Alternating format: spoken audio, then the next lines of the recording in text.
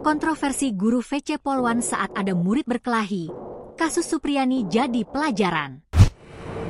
Seorang guru di Simalungun, Sumatera Utara melakukan video call dengan seorang polwan. Tindakan itu dilakukan agar dua muridnya yang sedang berkelahi kapok dan tidak berkelahi lagi. Video percakapan sang guru dengan polwan viral di media sosial setelah diunggah akun TikTok. Sikap guru tersebut menuai kontroversi lantaran tidak seluruh publik sepakat dengannya. Video tersebut diunggah oleh akun TikTok Marito_Borait. Menurut akun ini, guru tersebut takut mengambil tindakan karena cemas orang tua murid akan bikin laporan ke polisi. Ia lantas mengambil itikat dengan menghubungi polisi ketimbang nanti malah dilaporkan ke polisi. Jadi ceritanya mereka berantem. Daripada dilapor polisi mending kita lapor duluan, tulisnya di caption.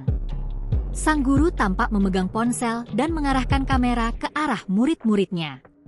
Di layar ponselnya terlihat seorang polisi wanita yang sedang memberikan nasihat dan peringatan kepada mereka.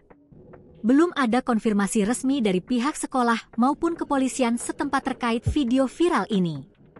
Ada yang memuji kreativitas guru dalam mendisiplinkan muridnya. Ada pula yang menilai tindakan sang guru bisa membuat anak didiknya trauma dengan polisi.